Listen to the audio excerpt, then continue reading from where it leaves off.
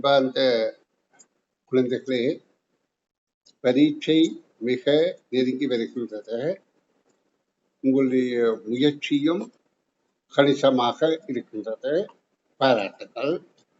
நீங்க பரீட்சையை உங்களால முடிந்த கவனத்தோடு செய்யுங்கோ. உங்களுக்கு கிடைக்க வேண்டிய பருப்பு கிடைக்கும்.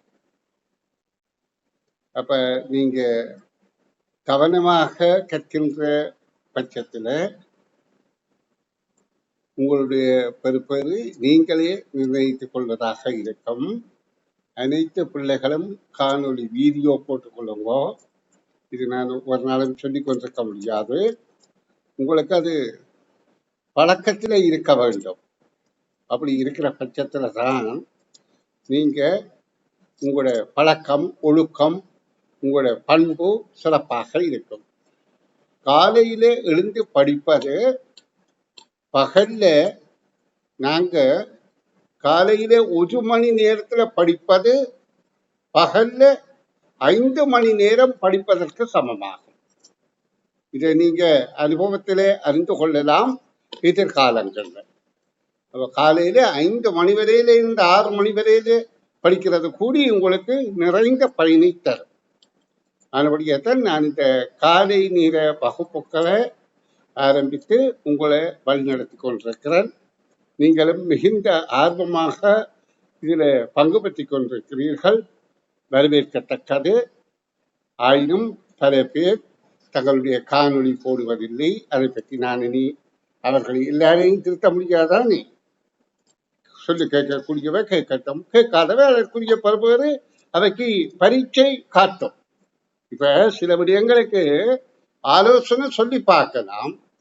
ஆனா அந்த ஆலோசனையை ஏற்காத விடயத்துல அவர்களை திருத்துறது காலம். காலம் என்றால் காலத்தோடு நடைபெறுகின்ற செயல்கள் அவர்களை திருத்திக் கொள்ளும் அல்லது திருந்தாமல் அப்படியே இருந்து அவர்கள் அப்படியே வாழ்ந்துட்டு போக வேண்டியதா. அப்ப நான் சொல்றேன், நீங்க எவ்வளவு உற்சாகமாக, ஆர்வமாக, திருப்திகரமாக உங்களுடைய எதிர்காலத்துக்காக கற்கிறீர்களோ அந்த பருவத்திலே எச்சரிக்கிறது இல்லை பிள்ளைகள், உங்களுக்கு ஆலோசனை கூறுதல். ஏனென்றால் நீங்க இனி வாழ வேண்டிய ஆட்கள், உங்களுக்கு இனித்தான் வாழ்க்கை காலம். நீங்கள் எல்லாம் இப்ப 9-10 வயது பிள்ளைகள், உங்களுடைய வாழ்க்கை காலத்தின் நிறைந்த காலம், நீடிய காலம், கூடிய காலம் இனித்தான் இருக்கிறது. அப்ப நீங்க எல்லாம் வாழ வேண்டிய பிள்ளைகள். நீங்க சிறப்பாக வாழ்ந்தால் நல்ல நிலை அடைய முடியும். சரி, நான் இனி உங்களுக்கு பரீட்சை தாள்ல விடை காணும் விளக்கங்கள் கற்பித்துக் கொண்டிருக்கிறேன். அப்ப உங்களுக்கு நான் ஒரு பரீட்சை தாள் அனுப்பி அதுல கடந்த வகுப்பில 21வது கேள்வி வரையில விடை காணும் விளக்கம் வழங்கியிருந்தேன். அப்ப இன்றைக்கு நாங்கள் அந்த பயிற்சித்தாள்ல அதாவது முதல் வினாக்களுக்கு விடை காண் விளக்கம் பார்ப்போம். அதாவது 22வது வினாவிலே இருந்து விடை காண் விளக்கம் பார்க்க போகின்றோம். நான் இந்த பக்கத்தை மீள எடுக்கிறேன், கவனிங்கோ. இதுதான் 22வது பக்கம். இந்த பக்க வினாக்களுக்கு நாங்கள் விடை காண் விளக்கம் இப்ப உங்களுக்கு கற்பிக்க போகின்றேன். அப்ப நீங்க அதை கொஞ்சம் கவனமாக பின்பற்றி கற்றுக்கொள்ளவும். சரி பிள்ளைகள், இப்ப நான் இந்த கேள்வியில உள்ள வினாக்களை பார்வையிடுவோம். இதற்கு விடையளிப்பதன் மூலம் நீங்கள் எதிர்வரும் பரீட்சையில எவ்வகையில வினா அமைந்தாலும் அவற்றுக்கும் விடையளிக்கிற ஒரு பக்குவத்தை பெறுகிறீர்கள். இப்ப 22வது வினாவை பார்ப்போம். இவ்வுருவின் சுற்றளவு யாது? ஆனா இந்த உரு அதாவது வடிவம் எல் போல இருக்கின்றது. ஆனா இரு பக்கங்களுக்குத்தான் அதன் அளவுகள் தரப்பட்டிருக்கின்றன. அப்ப மற்ற பக்கங்களுக்குரிய அளவுகளை நாங்கள் தான் ஊகிக்க வேண்டும். அதை எங்களோட கற்புலன் ஆற்றல் இந்த கணிப்பை பார்க்கிற போதே எங்களுக்கு புரிந்து கொள்ளக்கூடியதாக இருக்கு. நான் கவனிங்க பாருங்க, விளக்கம் தருகின்றேன். இப்ப இதுல 2 பக்கங்களுக்கு மாத்திரம் அளவு தரப்பட்டிருக்கு. இந்த அளவு 30 cm எனவும் இந்த அளவு 40 cm எனவும் தரப்பட்டிருக்கு. அப்ப மற்ற அளவுகள் இந்த அளவுகளை அடிப்படையாக வைத்து நாங்க எதிர்கொள்ளக்கூடியது என்னென்றால், இதுக்கும் நல்லா அவதானித்துக் கொள்வோம். இந்த அளவும் இதுவும் சேர்ந்தால் 40 cm. ஏன் இந்த அளவும் இந்த அளவோட இந்த ரெண்டும் சேர்ந்தால் 40 cm ஆகின்றது. அதே போல இந்த அளவுக்கு சமனாக இதுவும் சேர்ந்தால் அந்த அளவுக்கு சமனாக இருக்கின்றது. இப்ப இதுக்கு நான் 2 கோட்டை போட்டா இது ரெண்டும் சேர்ந்தால் 2 கோட்டுக்குரிய அளவாக இருக்கின்றது. அப்ப இங்க என்ன கேட்கப்படுகின்றது? இப்புருவின் சுற்றளவு யாது? அப்ப சுற்றளவு என்பது எங்களுக்கு தெரிவது சுற்றி வருவது சுற்றளவு. இப்ப இந்த வடிவத்தின் சுற்றி வர அளவு சுற்றளவு. அப்ப இது 30 என்று கண்டுகொண்டோம் உள்ள அளவுகள். இது 40 என்று கண்டுகொண்டோம். அப்ப அதை கூட்ட போறோம். பிறகு இது ரெண்டும் சேர்ந்து 30 என்று கண்டோம். அப்ப 30. இது ரெண்டும் சேர்ந்து 40 என்று கண்டோம். எதிராக இதற்கு இது ரெண்டும் சேர்ந்தால் சமன், இதற்கு இது ரெண்டும் சேர்ந்தால் சமன். அப்ப இது 40 என்றால் நாங்க இவற்றை கூட்டுவோமாக இருந்தால் 70 70 140 cm இரண்டாவது சுற்றளவு என்பது சுற்றி வருவது. சரி, இது நாங்கள் 23வது வினாவுக்கு விடை காணும் விளக்கத்துல போவோம். இது ஒரு எண் சட்டம். இந்த எண் சட்டத்தில் 9 குற்றிகள் வீதம் உள்ளன. இடமிருந்து வலமாக முறையே 2, 3, 4 குற்றிகளை நீக்கிய பின் எண் சட்டம் குறித்து காட்டும் எண் யாது? எண் சட்டத்தில வலமிருந்து இடமாக 1கள் 10கள் 100கள் என எண்கள் 10 மடங்குகளாக பெருகிக் கொண்டிருக்கின்றது. ஒன்றை போல 10 மடங்கு 10, 10 போல 10 மடங்கு 100, ஒன்றை போல 10 மடங்கு 10, 10 போல 10 மடங்கு 100. அப்ப இந்த எண்கள் எல்லாம் வலமிருந்து இடமாக 10 மடங்காக பெருகிக் கொண்டிருக்க, அதே இடமிருந்து வலமாக 10 கூறுகளாக குறைகின்றது. 10 கூறுகள் என்றால் 10 மேல் ஒன்றாக குறைகின்றது. ஏன்? 100ன் 10ல் ஒரு பங்குதான் 10, 10ன் 10ல் ஒரு பங்குதான் 1. இதுக்கு அங்கிட்டு இருக்கிறது தசம எண்கள். அதை பற்றி நான் பிரிதொரு வகுப்புல கற்பிப்பேன். இப்ப இந்த வலமிருந்து இடமாக வருகின்ற எண்கள் இடமிருந்து வலமாக 2, 3, 4 என குற்றிகளை நீக்கினால் பின்பு எண் காட்டுவது யாதென்று கேட்கப்படுது. அப்ப நாங்க இங்க இடமிருந்து வலமாகத்தான் குற்றிகள் நீக்கப்படுகின்றது என்பதை கவனத்தில் கொள்ளணும். ஆனா இந்த பெருமானம் வலமிருந்து இடமாகத்தான் கணிக்கப்படுகின்றது என்பதும் எங்களுக்கு தெரியணும். அப்ப இதுல நீக்கப்படுற குற்றிகளை நான் காட்டுறேன் பாருங்க. இதுல 2 குற்றி நீக்கியாச்சு, இதுல 3 குற்றி நீக்கியாச்சு, இதுல 4 குற்றிகள் நீக்கப்படுகின்றது. 4 குற்றிகள். அப்ப இப்ப எங்களுக்கு தெரிகின்றது, நாங்க எண்களுக்குரிய இலக்கங்களை இடமிருந்து வலமாக எழுதினாலும் வலமிருந்து இடமாகத்தான் கணிக்கிறோம். இப்ப இதுல 9ல் 4 போனால் 5, 5 1கள். இதுல 9ல் 3 போனால் 6, 6 10கள். இதுல 9ல் 2 போனால் 7, 7 100கள். 765 என்ற விடைதான் பொருத்தமானது. இனி நாங்கள் அடுத்த வினாவை பார்ப்போம். அடுத்த வினாவில சொல்லப்பட்டிருக்கிற விடயத்தை கிரகித்துக் கொள்ளுங்கோ. ஒரு கிராமத்தவன் அயற்கிராமத்தில் விற்பனை செய்வதற்காக ஒரு கட்டு கீரை, ஒரு ஆடு, ஒரு புலி என மூன்றையும் கொண்டு சென்றான். அவற்றை ஓரிடத்தில் விட்டுவிட்டு ஒரு சாப்பாட்டு கடையினுள் சென்று உணவருந்தி விட்டு திரும்பி வந்து பார்த்த போது ஒன்று மட்டுமே எஞ்சி இருந்தது. அப்ப இதுல ஒன்றுக்கு ஒன்று இரையாகின்றது. இப்ப இந்த மூன்றையும் தனிமேல விட்டு சென்றால் இந்த கிராமத்தவுக்கு பயந்துதான் ஒன்றை ஒன்று தின்னாமல் உண்ணாமல் அவை தனித்தனியாக இருக்கும். கிராமத்தவன் போய்விட்டால் ஆடு கீரையை சாப்பிடும். அதாவது ஆடு என்ன செய்யும்? அந்த கீரையை சாப்பிட்டு விடும். ஆட்டை புலி சாப்பிட்டுடும். அப்ப மிஞ்சி இருக்கிறது புலி மட்டுமாகத்தான் இருக்கும். அப்ப கேள்விக்கான விடை புலி என்பது ஆகும். இந்த கேள்வியில என்ன தாற்பயம்? அந்த செயற்பாட்டை விளங்கி கொண்டு சொற்களை வாசித்து விளங்குற ஆற்றலை உருவாக்குறது தான். சரி, இனி 25வது வினாவை பார்வையிடுவோம். அப்ப இப்ப நீங்க கவனிக்க வேண்டியது என்னென்றால், இந்த 25வது வினாவில சொல்லப்படுற விடயங்களை புரிந்து கொண்டு நாங்கள் செயற்பட்டால் கேள்விக்கான விடைய காணக்கூடியதாக இருக்கும். சரி, நான் மேலே விளக்கம் தருகின்றேன். இதுல ஏபி என்ற 2 இடங்கள் இருக்கின்றது. அதற்கிடையில 6 வசதிப்பிடங்கள் இருக்கின்றது. அப்ப இங்க சொல்லப்படுது ஏபி எனும் 2 நகரங்களுக்கிடையில் 6 வசதிப்பிடங்கள் உள்ளன. வசதிப்பிடத்தில் பயணிகள் இல்லாத போது பஸ் நிறுத்தப்படுவது இல்லை.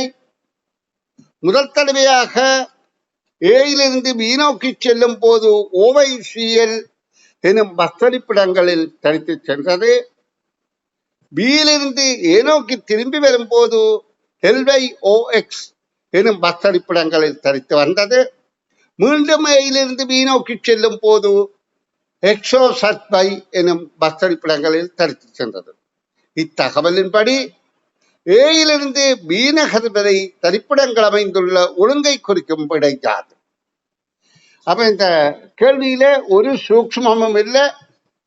உங்களோட ஆற்றல், வாசிக்கிற ஆற்றலும் விளங்கி கொள்றதுதான் இருக்கிறது. இப்ப இந்த இதுல இருந்து 6 பஸ் கோல்டு இருக்குது பாருங்க, 6 பஸ் நிலையங்கள் இருக்குது. ஆனா இந்த பஸ் நிலையங்களுக்குரிய இந்த பெயர்கள் எது ஒழுங்குன்னு எங்களுக்கு தெரியாது. ஆனா இங்க தரப்பட்டிருக்கு அந்த பெயர்கள் எல்லாம் பஸ் நிலையங்களுக்கு பெயர் வழங்கப்பட்டிருக்கு. அப்புறம் கேட்கப்படுகின்றது என்ன? ஏயில இருந்து இங்க நோக்கி போக இந்த பஸ் அடிப்படங்களுக்கு ஆங்கில எழுத்துக்கள் என்ன? அப்ப நாங்க இந்த 3 விடையில எது சரியான விடையின தெரிவு செய்ய வேண்டாம். அப்ப நாங்க இதுக்கு என்ன செய்யணும்? முதலாவதாக இதுல குறித்து கண்டுகொள்ள முடியாத காரணம் என்றால் ஒவ்வொரு தடவையும் 4 பஸ் அடிப்படத்தின் எழுத்துக்கள் தான் தரப்பட்டிருக்கு. முதல் தடவை சொல்லப்படுகிறது ஏயிலிருந்து பி நோக்கி போகின்றது. அடுத்த தடவை சொல்லப்படுகிறது பியிலிருந்து ஏ நோக்கி திரும்பி வாரது. திரும்ப 3வது தடவை சொல்லப்படுகிறது ஏயிலிருந்து மீள பி வரை செல்வது.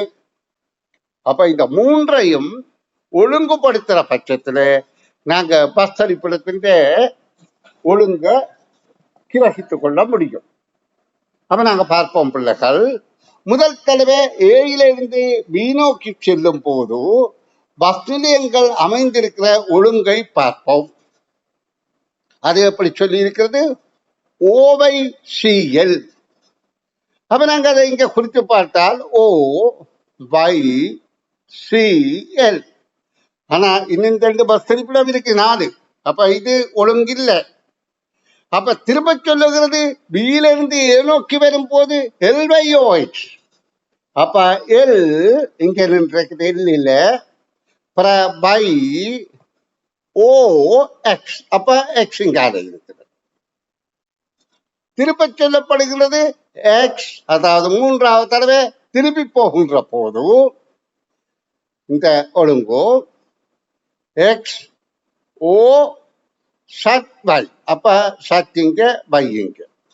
அப்ப சிஎல் அதே இடத்துல இருக்கும். இதுலயும் முதல் சி அதே இடத்துல இருக்குது. இப்போ ஒழுங்கு எங்களுக்கு கிடைத்து விட்டது.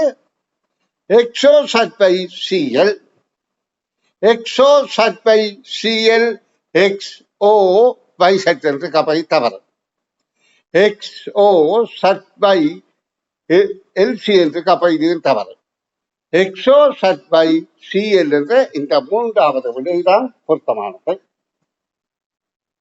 இனி அடுத்த வினாவுக்கும் இந்த ஆதாரத்தை வைத்து விடை காண முயற்சிப்போம். பி நகரில் இருந்து ஏ நகர் நோக்கி வரும் போது, இங்கிருந்து இங்கு நோக்கி வருகின்ற போது நடுவில் உள்ள இரு பஸ்தரிப்பிடங்களை குறிக்கும் ஆங்கில எழுத்து யாது?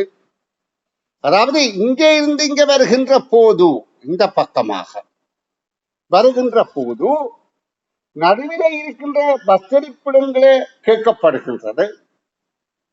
அப்ப நாங்க எந்த ஒழுங்குல பார்க்கணும்? இங்கே இருந்துதானே ஒழுங்குல பார்க்கணும். அப்ப இந்த ஒழுங்குல பார்க்க எப்படியும் இதுல 6 பஸ்தரிப்பிடம் இருக்கிறபடியால் 2 பஸ்தரிப்பிடங்கள் நடுவில உள்ளதாக இருக்கும். அதாவது நாங்க எந்த நேரமும் இடமிருந்து வலமாகத்தான் எதையும் எழுதுவது வழக்கம். ஆனா இங்க என்ன கேட்கப்படுது? பியிலிருந்து நோக்கி வரும் போது 2 பஸ்தரிப்பிடங்கள் இருக்கின்றது. அந்த நடுவில இருக்கிற 2 பஸ்தரிப்பிடங்களும் எது என்று கேட்கப்படுகின்றது. அப்ப நான் இப்ப உங்களுக்கு அதை குறித்து காட்டுறேன் பாருங்க. நடுவில இருக்கிற பஸ்தரிப்பிடம் இதுதான் 2 தான். ஏன் இது ஒரு பக்கம் இருக்கின்றது, இது இன்னொரு பக்கம் இருக்கின்றது. அப்ப இது இங்க அடிப்பக்கம், இது ஒரு பக்கம் வலது பக்கம் இடது பக்கம் இருக்கின்றது.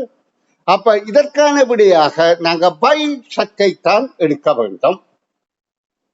அப்ப பை சத்து என்பது முதலாவது விடை. அப்ப இங்க சத்தை என்ற விடையும் இருக்கின்றது. அப்ப நாங்கள் கேட்கப்பட்ட முறையின்படி விடையளித்தால் இதுதான் பொருத்தமானது. ஆனா இதையும் நான் சரியென கருதலாம். ஏனென்றால் நாங்க எல்லாவற்றையும் இடமிருந்து பலமாகத்தானே எழுதுகிறோம். ஆனா இங்க கேட்கப்படுகின்றது பலமிருந்து இடமாக பியிலிருந்து ஏ நோக்கி வருகின்ற போதுதான் கேட்கப்படுகின்றபடியால் இது பை பாஸ்கோல்ட், இது சட் பாஸ்கோல்ட். அதை நாங்க திருப்பி எழுதுகின்ற போது இடமிருந்து பலமாக பை சட் என குறித்து கொள்ளலாம். அப்ப இந்த இடங்கள்ல நீங்க கொஞ்சம் கவனம் செலுத்தி விடியளிக்க பழகி கொள்ளுங்கள். நன்று மாணவர்களே, நான் இப்ப உங்களுக்கு இந்த பக்கத்தின் இறுதி வினாவுக்கு விடை தர முயற்சிக்கின்றேன். 5 இலக்க எண்ணொன்றின் அப்ப நாங்க 5 இலக்க எண்ணொன்று 5 இலக்கத்துக்கும் 5 வட்டங்களை போட்டுக் கொள்வோமே. 1 வட்டம், 2 வட்டம், 3 வட்டம், 4 வட்டம், இங்க பொருள் 5வது வட்டம். 5 இலக்க எண்ணொன்றின் முதலாம் இலக்கம் 3ஆம் இலக்கத்தில். இப்ப நாங்க முதலாம் இலக்கம் என்றால் எந்த பக்கத்தால? இந்த பக்கத்தால இது 1, 2, 3, இது 4, இது 5 என்று கழிக்கிறாங்களா? அல்லது இடமிருந்து பலமாக 1, 2, 3, 4, 5 என கழிக்கிறதா இருந்தால், இப்ப எண்ணின்ற பெருமானம் பலமிருந்து இடமாகத்தான் கூடுது. ஆனா நாங்க முதலாவது என்று கழிக்கிறது இடமிருந்து பலமாகத்தான். ஏன் எங்களுக்கு எல்லாமே எழுதுறது எல்லாம் இடமிருந்து பலமாகத்தான் சொற்களை எழுதுகிறோம், எழுத்துக்களை எழுதுகிறோம், இடமிருந்து பலமாகத்தான் கழிக்கிறோம்.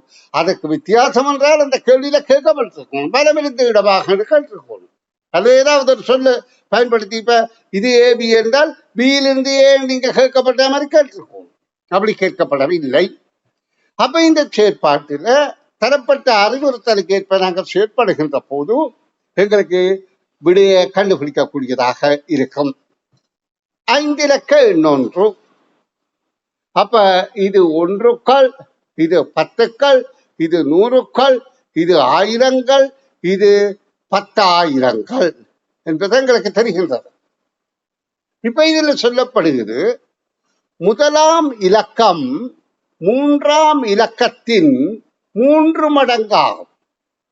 அப்ப இந்த இலக்கம் இது முதலா நாங்கள் இதையும் குறித்துக் கொள்வோம். 1, 2, 3, 4, 5.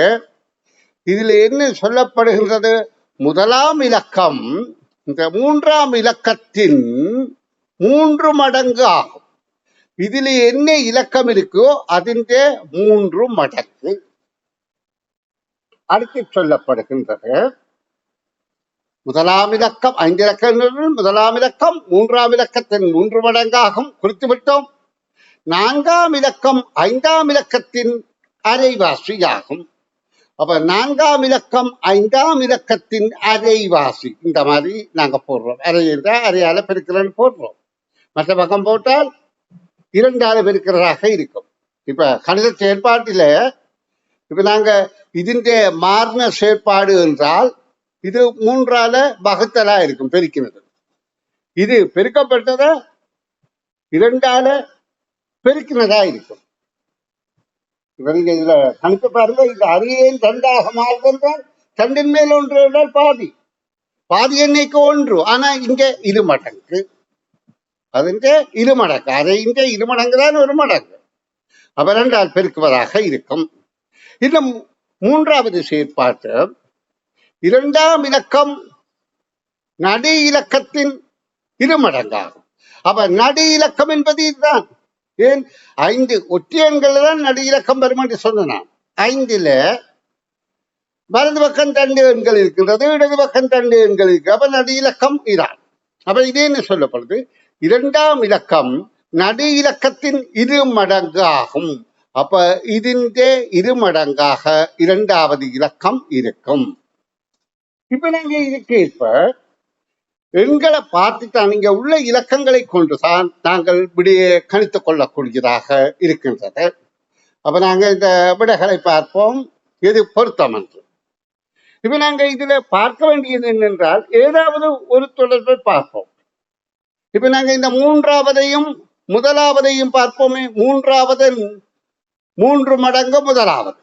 அப்ப 3ஆவதன் 3 மடங்கு முதலாவது. இது சரியாத்தான் இருக்குது. இது 3ஆவதன் 3 மடங்கு முதலாவது பிள்ளை 2 மடங்காக இருக்குது.